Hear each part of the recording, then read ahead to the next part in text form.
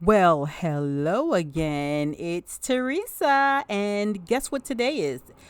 Today is February. Am I saying that right? February. And there are two things that are going on in February that I want to talk about. One is Black History Month. I mean, we know we get the shortest month, but there's so much going on. Like I really want to like dig into Biden's plan for America.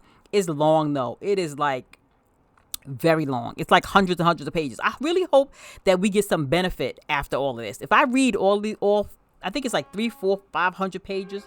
If I read all of that, I really hope that we actually have some benefit out of it because I do plan on going through it with a fine tooth comb because I'm checking for everything that I might be eligible for. I'm gonna be very, very honest with y'all. It's gonna seem very selfish. I mean, I'm gonna share with you, of course. We here. I'm gonna share with you, but I'm checking for those things that are gonna help my immediate community.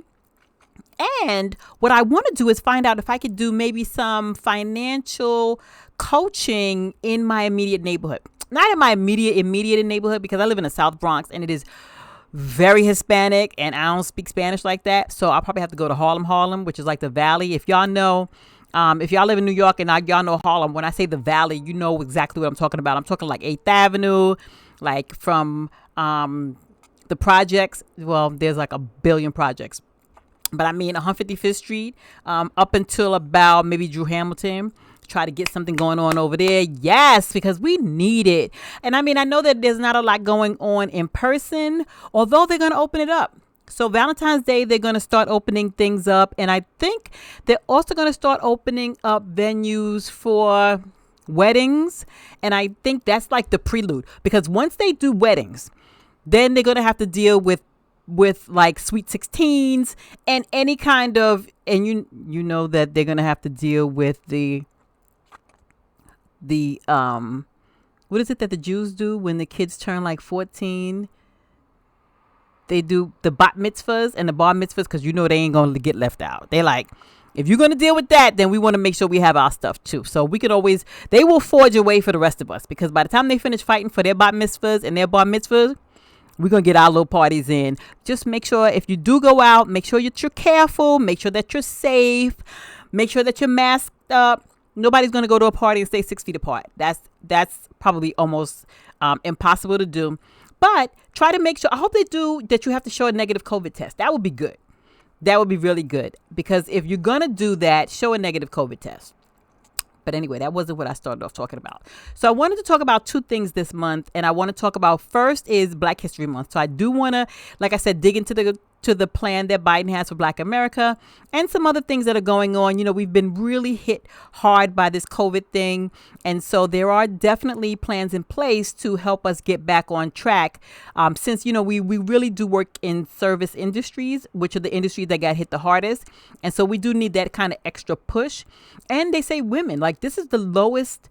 Women have been hit hard because apparently like women are also in this service industries and women also have felt the effects of COVID, the layoffs, the hardest. And remember that women generally tend to have the primary responsibility for the children. So if the children are home from school and they have to, you know, learn virtually, then who's going to stay home with them? Mommy has to. No offense. Some daddies do too, but I'm saying for the most part, mommies do. Okay. And then I want to talk about relationships because it's Valentine's Day. I like Valentine's Day. I always have. Even though Valentine's Day was always difficult for me. And I'm going to be very honest with you. Even when I was married, Valentine's Day wasn't like, when I was single, I liked it because always thought it was a good way to kind of stop and say, you know, I appreciate you. Even though people were like, you should appreciate me all the time. And I get that. But how often does that really happen? When I was in school, I was traumatized because we used to always do like Sadie Hawkins days and the guys would have to ask the girls or the guys would like give you flowers and I would be in class like, please, Jesus, let somebody buy me a flower. Don't let me be the only girl in this school that don't get no flowers. And I was always fat and I was just, it was always on pins and needles. And I would always get a flower. But I'm going to be very honest with you. Sometimes our friends would get together and we would send each other flowers because we just didn't want the people to come into the classroom and be like, so-and-so and so-and-so and so-and-so. And then you sitting there left without a flower. So We all did get flowers, but sometimes it wasn't that a boy sent it. We sort of sent them to ourselves. But that's neither here nor there. Traumatizing in school.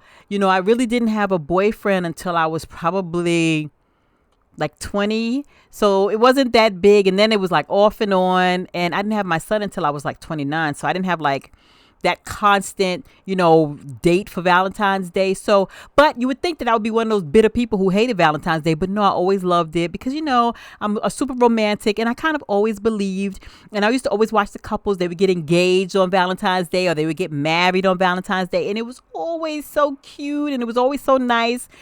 And so I'm always it was kind of magical. You know what I mean? It was magical. Except, it really did come hot off the heels of Christmas and, that whole New Year's thing. So it does seem like a lot pretty quickly. Like, from like from Halloween with the candy, and then you roll right into Thanksgiving, you roll right into Christmas, you roll right into New Year. And then, leave it to Hallmark to come up with a holiday that's like, they can't let a month go by without having some kind of holiday. So here we go with Valentine's Day. But I digress. So I am now newly single, and I think I touched on this in my last podcast. So let's talk about it. I am newly single. So I was married for, I want to say like 11 years, and we were together for probably 5 or 6 years before we got married. So for a total of 17 years, I was in, a serious relationship. And then in 2016, I separated from my husband. And my divorce was final in 2019. So I was divorcing for like 3 years, and it was a tough 3 years because initially I jumped right into a relationship. As soon as I separated from my husband, I jumped right into it. And it was sort of like, no, you're not ready for this. You're not ready for it because, I missed the companionship. I missed having someone there. It was very, very difficult for me to sleep by myself. I found it very difficult to sleep alone. I mean, although I don't want to make it seem like I was running around just sleeping with various people because I didn't want to sleep alone. But, if you sleep with somebody for all of these years, now you're in the bed by yourself and you're just like, it's so much room and you hear noises now and I live alone. And it's just like, I really wanted the companionship. So that relationship ended, and ladies, so I want you all to be very, very careful because there are men who will prey on recently divorced women because they understand that we are sort of looking for that companionship, and they will sort of put themselves out there as, the knight in shining armor who's going to come. So I want to just be mindful. I want you all to be mindful, as I am mindful because I am still dating, to really vet these men before you kind of introduce them into your life. I have been dating now for the past year and change because I ended that relationship and I was single for a year and a half. And then I started dating again and I started online dating. And let me tell you that my eyes are open. Now, I already knew that there was, people out there. I've never met anybody on an app before, but prior to my divorce, I have never been on a dating app. That's my first foray because when I was single before, dating apps weren't really out. And so I decided to join Match.com because in talking to my girlfriends, we had, cause this is a consensus. And I mean, it's not like I push all of I'm a democracy in everything, but I kind of wanted, I'm getting back out there. So I'm talking to some of my single friends, like, what's going on? Where have you found success? And we all sort of figured that an app that is paid for, unlike like Plenty of Fish, which I joined, and I will definitely tell you about my Plenty of Fish experience. But I joined Plenty of Fish and I joined Match.com. I'm sorry, because we felt that having to pay a fee would sort of weed out the crazies, and it doesn't. And I didn't realize also that there are free accounts at Match. So everybody on there is not a paid person, I don't think. But I mean, I don't want to make it seem like, I just meet a whole lot of losers because that's not true. I have met some really, really good guys. And to be quite honest with you, I have met some guys that I am still in contact with. Like we did not hit it off as far as a relationship, but we have maintained a friendship. And I think that overall, I would say that it was a success. And I've been on, and it's COVID, even pre-COVID, I've been on dozens and dozens of dates. Dozens of dates. And the differences in these people, I've dated grave diggers. I didn't even know that was a real job. I mean, I knew it was a job, but I didn't know they call themselves grave diggers. I met a guy who was like, I'm a grave digger. And it freaked me out a little bit. And he was a little rough, I guess, around the edges. But I mean, he was a nice enough guy. So we talked for a while, but I don't think we ended up actually going out because I just couldn't get the whole grave digger thing out of my mind. And I was just like, I can't date that. I mean, just the idea of him being a grave digger was just like too much for me. And so I couldn't take it off. And he seemed like a very nice, regular, plain guy. Like, so here's me. I put down everything that I like in my profile. And it took me a while because, these things have to be carefully crafted. You want to make sure they speak to who you are. They're witty. Your personality shines through. You say, I like to travel because I do. Y'all know I work in music. Y'all know that I do the financial coaching. So I am a digital nomad. So I do tend to travel a lot. So I want somebody who is clear, who's clear that is what I want. And I would love to, travel with my future, boyfriend, fiance, getting ready to be husband.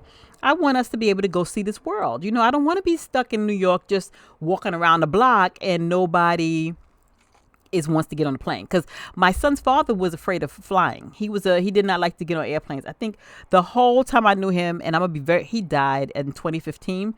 But from the time I met him, which was like in 1990, up until the day he died, he'd been on a flight once.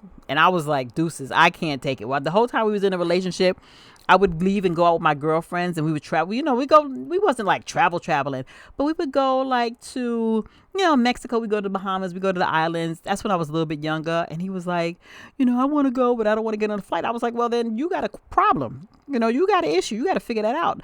And until you do, I will see you later. And, I'll catch up with you when I get back. My husband was really good about traveling. He was not the kind of guy. He was one of those, whatever you want. So if I wanted to go somewhere, he was like, I'm in. Now, he's not going to go on Expedia and look for no flights. He is not going to, look at a Groupon and try to get a vacation together. But if I choose the place, choose the time, pick the location, get the airfare, get the hotel, if I arrange everything, he'll show up at the airport with his passport. You know what I mean? He'll pack and I'll do all the work, but he'll definitely go and he'll have a good time. So at the end of the day, that was actually cool because I was, I was okay with doing all that stuff anyway. So it wasn't really a problem for me. But yeah, so I write this whole profile and then I'm getting people who don't want to travel or who don't have passports. And I put down, you must have a valid passport. Like, don't even swipe right if you don't have a passport. And they was still hitting me up because men only look at your picture. Maybe not all of them.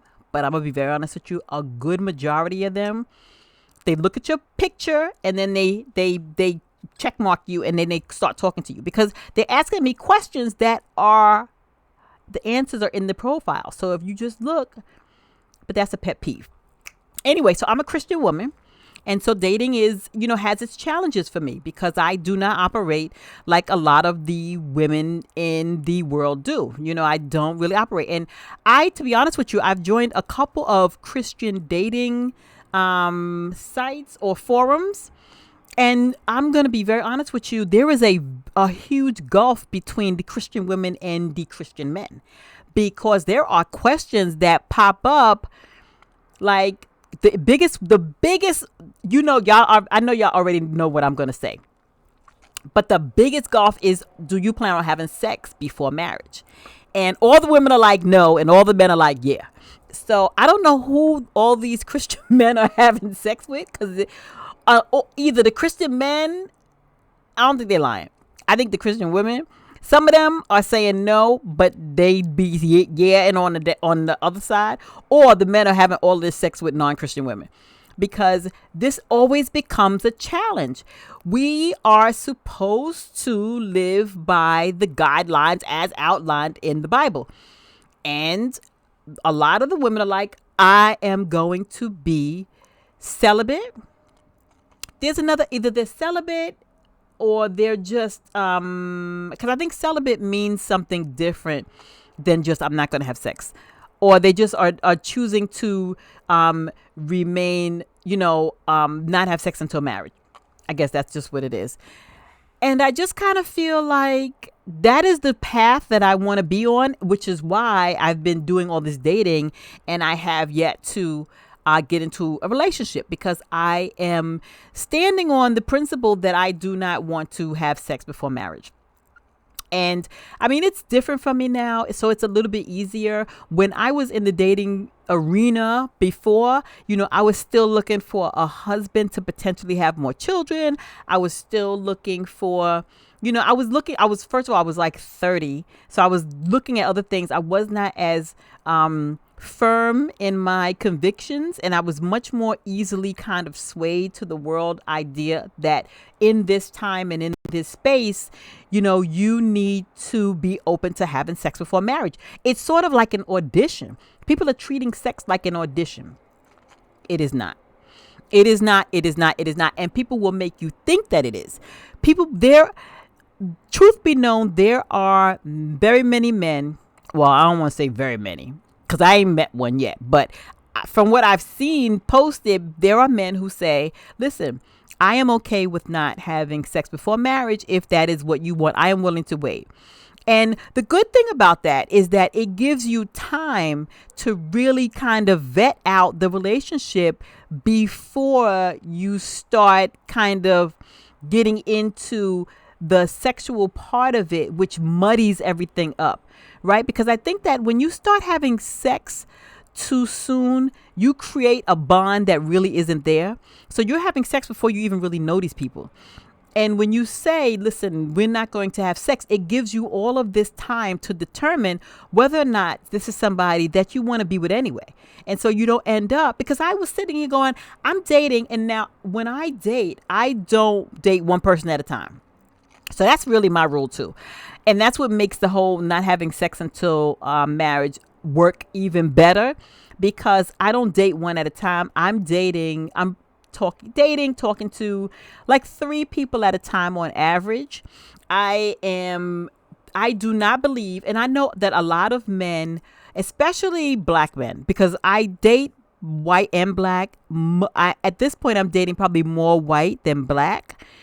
And a lot of the black men, they meet you, they go out with you, and they're like, they assume, I think, that you're not seeing anybody but them.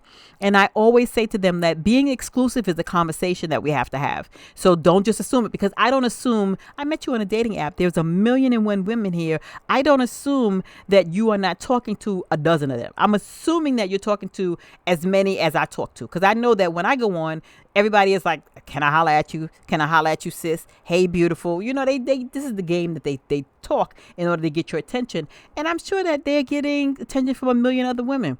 So I think that all of this, me only seeing you, you only seeing me, is a conversation that happens, after you've been going out for a little while. Because what I don't want is, I'm 53. I don't have the time to date one person. I date you for, I don't know how long it takes for the relationship to fall apart, like 6 months, sometimes not even that much if they start off lying, because I am asking questions and I have a pretty good memory. So don't tell me that you work in investments and then we start going out and I find out that you're a security guard, because I'm going to need to understand what happened. Don't start telling me, one thing, and then I start dating you and it's something totally different. You know what I mean? Or please, I just don't have the time or the energy to make you feel bad. And that's usually what happens. And then they say they look at me like I'm the police, like I'm grilling them and asking them 40 questions. But it's like, nothing is matching up. who you said you are is not showing up in who you really are. So I gotta ask questions, right? Isn't that the whole point? My bishop, I think one Sunday we talked about dating, and he was like, dating was created for you to gather data. That is the purpose of dating. Dating is not just so that I can sit and look at you and say how cute you are.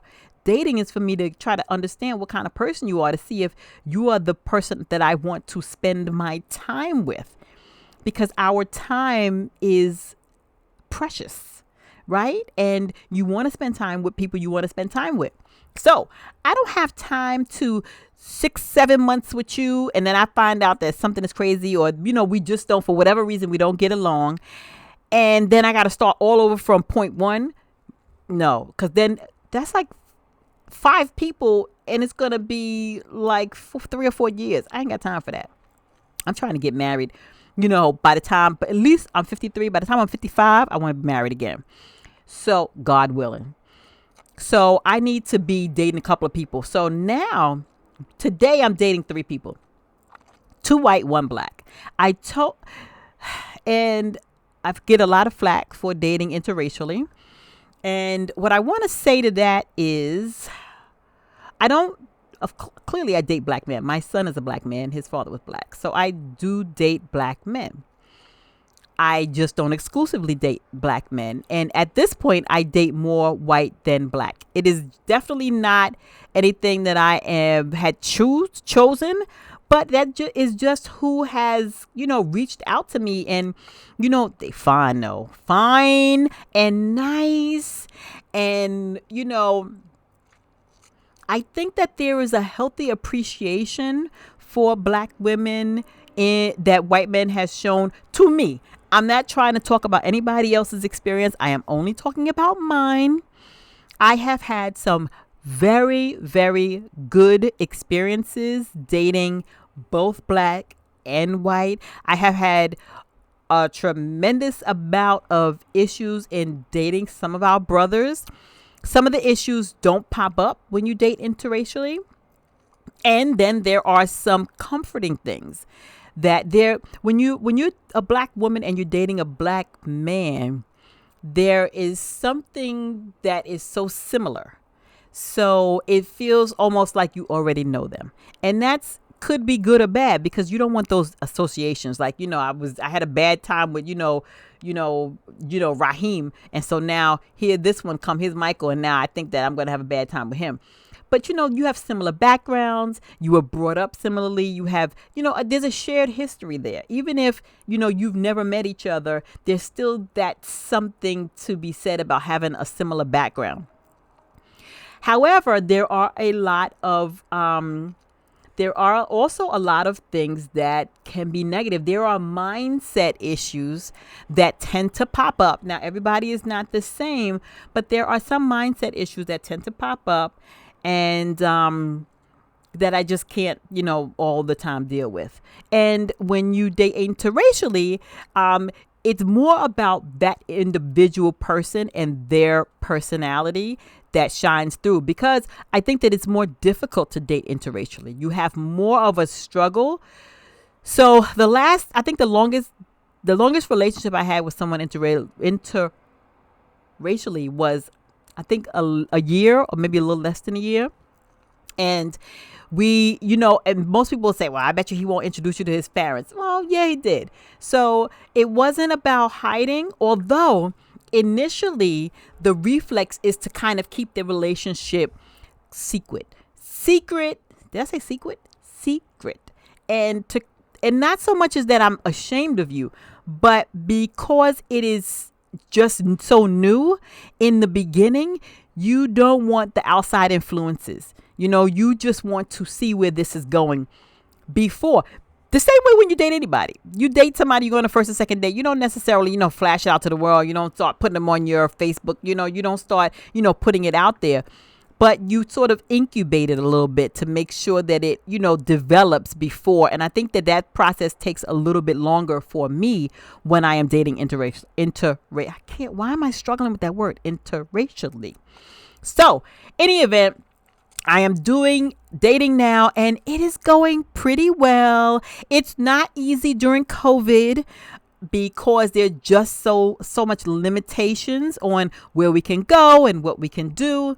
I have found that going to Jersey works because the restaurants are open. You can be inside, as long as you wear your mask, and they do split the tables a little bit further so that there's more space in between people. But I mean, I personally don't have a problem. I am like the second exit away from the George Washington Bridge. So going to Jersey for me is really not a problem. And I enjoy going to different places. So that makes that a whole a lot of fun. I also have learned to love the virtual date, of which I have one in about half an hour. So, which is why I'm a little dudded up today, because I got a little virtual date. I got to pull this up though, because I have a tank top under my dress. And y'all can see it. I hope this is not like, don't qualify as like a thirst trap outfit, because it's not. It's a little bit of this, but I'm more of a V-neck person, or I feel like I'm choking. But because it was a little low, I put a tank top underneath it, because I don't want to give nobody no impressions that I'm trying to flash them no boob. So there is no boob on display over here. You know what I mean? We don't play them kinds of games, because I don't want nobody to try to be jumping on me. It's bad enough you got on a date and it's like you're dating an octopus, because they got hands everywhere, and you got to be like, listen, what impression did I give you that made you think that I want you to put your hand on my behind? What did I say in my conversation that made you think it was okay for you to reach out and try to grab my breast? That ain't how we roll. And and then they try to make it seem like I'm crazy and I'm paranoid. And then when I just don't want to talk to you anymore. And my mother was like, Teresa, you're so hard on them. And I'm not hard on them. But here's what I feel. We're dating at 50s, right? Again, for the third time, I'm 53. So I'm dating men who are either in their 50s, late 40s to sort of mid to late 50s. I think I dated one person who was like 62, and it was just like he skewed a lot older, and it was just a little too much for me. But I don't have a whole lot of, I'm not checking for your potential. I'm gonna be very honest with you. If you are 55 and you still ain't got your act together, I'm not working with anybody at this stage of the game. I'm not working with you. You hopefully are retired or retiring. Your kids are hopefully grown. I have met men who have younger children, and it's so difficult. Now I can give props to some of the guys that I dated when I was a single parent. And let me give props out to my ex-husband, because my son was 3 when I met my ex-husband, and I did not realize what a challenge it could be. I don't want to say a chore, because I was going to say chore, but it is a challenge dating a single parent, because I have dated men who have younger children, and it's like, and then I get frustrated because, it's like we'll make plans, and then all of a sudden, little Johnny has to get picked up from school because little Johnny got into a fight, or little Johnny is sick. And it's just like all this stuff is happening, or he's coming in for the summer, and we don't do the, we're all up in each other's faces with the children, because I do understand that, people don't want to introduce their kids to, a relationship that's fairly new. But it is a challenge trying to work around that and get babysitters and all that. So I'm giving it up to all of you people out there that are single parents still trying to date. It is not easy. I did not realize how lucky I was. I mean, my son's grandmother would watch him for me when I wanted to go out, because she understood that, I was still, trying to date, and how difficult it was. And I want to give it, up to my ex-husband, who really hung in there with me and the challenges that I brought, having a young child and bringing him into a relationship, and having a man have to kind of deal with my, oh, I know we had this plan, but I can't, or, I can, but, I have to bring him with me, or I have to leave early, or, all the things that happen when you're a single parent. So shout out to you guys.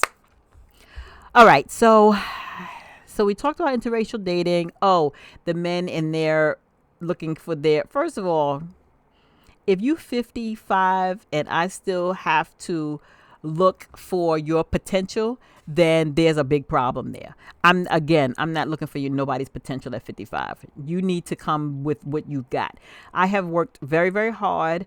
I have I bought my house. I figure fits, funded my retirement plan because I am on track to retire. And I want to retire early. So I want to retire by 60 because I do want to still be, I want to be able to travel and I want to be able to go away.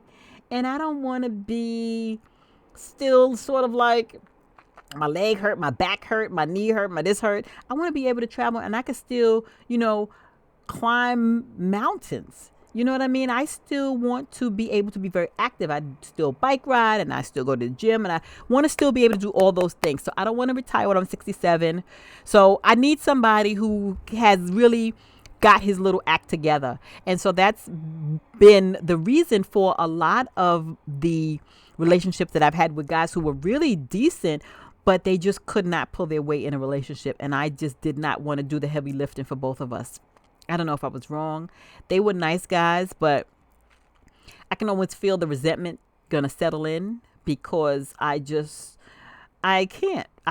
And we get faulted for that a lot because a lot of men will say, you women, what happened to you all? Y'all used to be able to, stick with a brother. Y'all used to be able to, you are our backbone. We need you to, to help us, and not even to help us, but women. And we did the whole purpose of a woman from Dr. Miles Monroe, and women will increase your vision and women will expand your vision.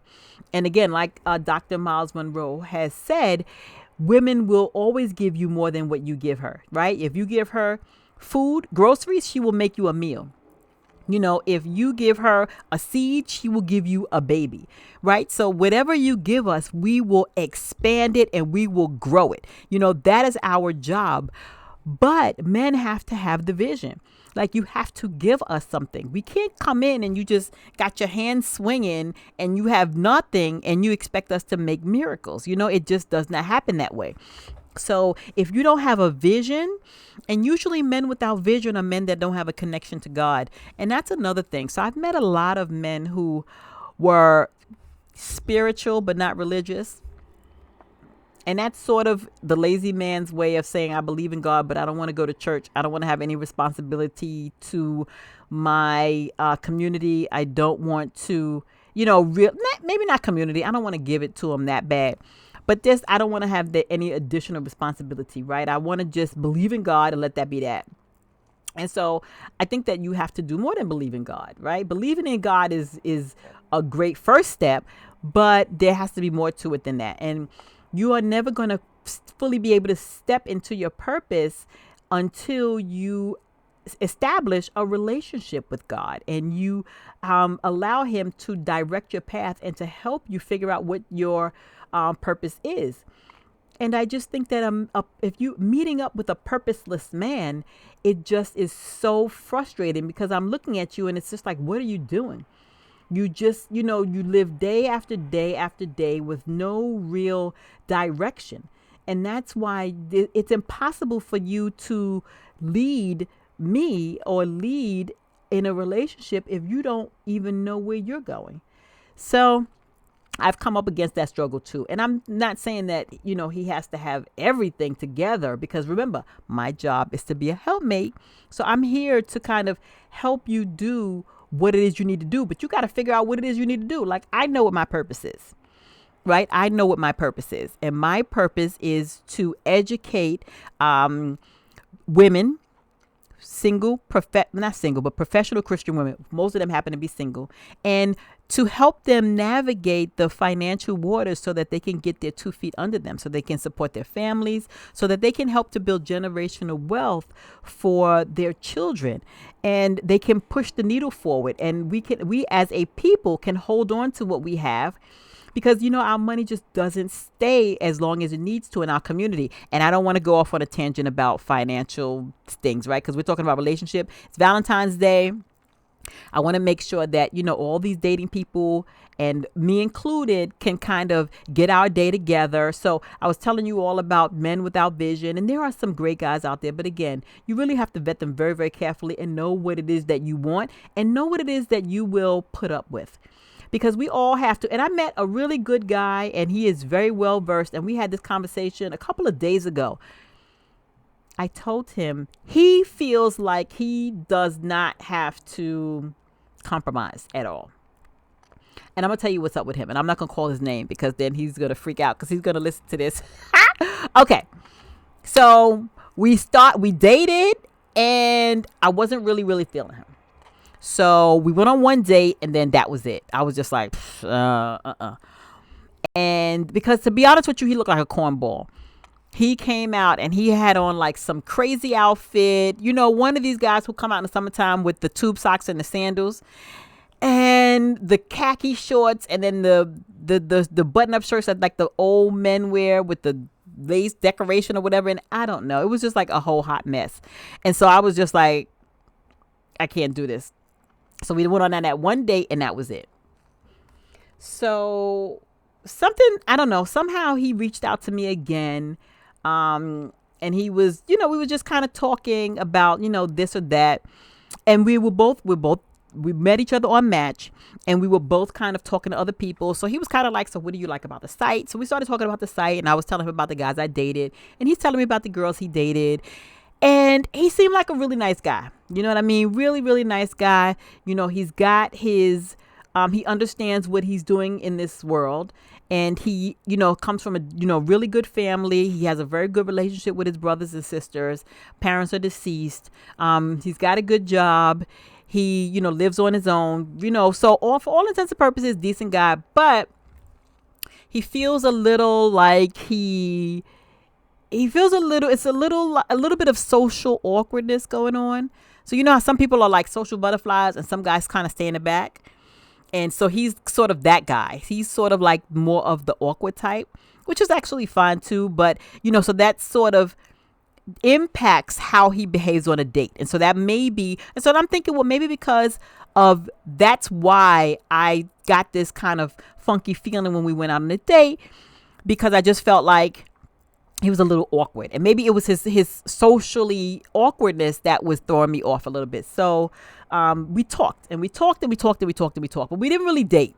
So, but we just became sort of fast friends. So I would call him up like, let me tell you about this guy that just left, or let me tell you about the date I just had, and he would tell me the same. And he's really looking for someone to, be in a long-term relationship with. You know what I mean? He's looking for a wife. So I told him, and in all of this talking to him, I started to really like him. But what I said to him, and I don't want you all to judge me. Just understand what I'm saying. So I said to him, well, we could date. Like, we only went on that one date. So like we could date. But when we go out, I need for you to clean up this outfit. I need for you to make sure you have your lotion. I need to make sure you have all the stuff that you need. Like, I need for you to spiffy this little outfit up. And he was like, nope. I am who I am. I wear what I want to wear. And that's it. I said, well, then I don't know that is that so difficult? Like, was that mean of me for me to say that, because, and listen, the same thing has happened. It happens to everybody. I think that there is always something in a relationship that you should be compromising, that you may have to compromise on. I know that I was in a relationship, and the person that I was with did not like for me to wear low cut things. Like what I'm wearing now, he would have flipped out already. And what I'm wearing, you don't see really a lot of cleavage because I have like a tank top under it. But he would have been like, no, he wanted me to be like this. Because he felt like I was getting too much attention with the lower cut things, and he felt uncomfortable with, other people looking at me in that way. And so he was very much like, I need for you to be covered up. Not like I have to wear a turtleneck, but no low cut anything. And I was like, okay, fine. And I made it a point, especially when I'm going out with him, or I knew I was going to be in his presence, I made sure that I did not have any cleavage showing. Did I have to? Nope. I could have been like, nope, I'm not doing it. But outside of that, that was the only real request that he had of me. And so Why not? If that makes him feel more comfortable, then why not? You know what I mean? If everything is fine, everything else in this whole thing is fine, why would I not compromise in that one area? It's not like he's saying your personality is terrible and so you have to stop, laughing at these things, or you have to stop talking this way, or you have to walk a different way, something that is almost impossible to change. No, he said, I want you to, wear a different thing. And so he felt like my request was a little bit disrespectful, that I should not change him. And I'm saying, I'm not trying to change you. I'm just saying that the outfit that you love to wear is crazy, and you look like you are not put together. And you don't dress like this when you go on job interviews. You don't dress like this when you go to work. So why, when you go on a date, why would you dress like that? Or if you're going out to be with, what your friends, or you going out or whatever. But I didn't win that argument, and so we didn't go out. And wasn't really an argument. It was just sort of like, this is what it is. And I'm saying, you expect a lot. He wants a woman who's going to kind of come into his world, because he has his world. I mean, like many of us do, he has his world already set. He already has his house or his apartment that he loves, and he's got going to be there for a while. So he's looking for somebody who kind of wants to come into that space with him. He's got his cats. He's got, he's got he's got his way of doing things. So he's looking for a woman to come into that. But you don't think you should have to adjust anything? Like, was that too much to ask? I don't know. I don't know. I mean, I think about it often. Like, it was terrible. But I don't know. I sort of didn't think that was too much to ask. But again, so that only means that we are not right for each other. That only means that, that's somebody who is not going to be a match for me. Because if this is the problem, right? If we can't get past, none of this goes together, and you already know we can go out. None of this matches. I need for you, and I'll pick it out for you. Like, if you want, we can pick out. I'm not trying to put you in an Adidas tracksuit and gold chains. You know what I mean? I'm not trying to make you into a rapper. I'm just trying to coordinate a little bit. And he was like, I'm not doing it. So I don't know. So this is what I'm challenged with, y'all. I'm challenged with guys who, for one reason or another, it's just not coming together. Again, I'm dating a couple of nice guys. Like I said, I got a date, which is going to happen in another 5 minutes. So I'm about to sign off so I can, kind of reapply my lipstick and, cutify myself and pump up these curls a little bit. But I mean, am I wrong? Am I wrong for saying, here's what I want? And I don't want a lot. Listen, my list of requirements, there are some people whose list of requirements is a mile long. I don't want a lot. I want you to be someone who is gainfully employed and or retired. You are financially self-sufficient. You enjoy traveling. You are, pretty decently put together. I'm not wearing designer clothes. I've been in the house since April working. So what I got on is about as good as it gets. And a pair of jeans and a t-shirt, great. If we're going out, maybe a little bit spruced up, but is that too much? So I don't know. But I will tell you this. It's almost Valentine's Day. I'm not going out. Like I said, I'm talking to 3 guys. I'm not going out with any of them on Valentine's Day, because I feel like that says something, right? Going out on Valentine's Day makes a statement. And so I'll probably go out with them, but it won't be on that day, because I don't want it to be confused with anything other than we chilling, because I have not chosen any one of them to sort of be more serious with. So I'm trying to really keep, because I don't know. I like them all. I like the 3 of them, and I haven't figured out which one I really want to zoom in. And I haven't gotten really any indication that any of them want to be deeper. None of them have said like, I want to be exclusive. And I think it's still pretty early. So I don't want to rush it, because I'm not trying to rush it. I was married. I was in a committed relationship for like 17 years, and I'm a year away from that. So I don't want to jump right into a really deep relationship, but I also don't want to date for the next 10 years, So I'm trying to work it both ways. I want someone who appreciates my walk in my faith, and who won't try to sort of, try to convince me or talk me out of it or try to make it seem like I'm being old fashioned and that my values are somehow antiquated or outdated. And, that may not be, I knew that wasn't going to be easy to find, right? I knew that, he wasn't going to be just around the next corner. And I still have faith that he's there somewhere. He's there somewhere. I know my match is around somewhere, and I'm going to meet him. It may not be in time for Valentine's Day this year, although I might have already met him and I just haven't, we haven't put two and two together yet. You never know. But I'm going to have a good time. I'm here. I'm here with my mom. I'm here with my son's girlfriend, although they're going away for Valentine's Day. So go figure. Oh God, that means it's going to be me and my mother. And I've had nightmares about this. I have had nightmares that I'm going to be spending Valentine's Day with my mom. But it's going to be okay because I love her. And so we're going to do something. Maybe we'll do a little painting class. I don't know. We'll do something. And it'll be very nice. And so listen, I'm getting ready to sign off. I wish all of you the best on Valentine's Day. The next podcast will be about Black History Month. And it'll be about Biden's plan for Black America. Figure out and trying to dissect what the plan is and how, our communities are going to benefit. Because we have to make sure that we hold these legislators accountable for what they say.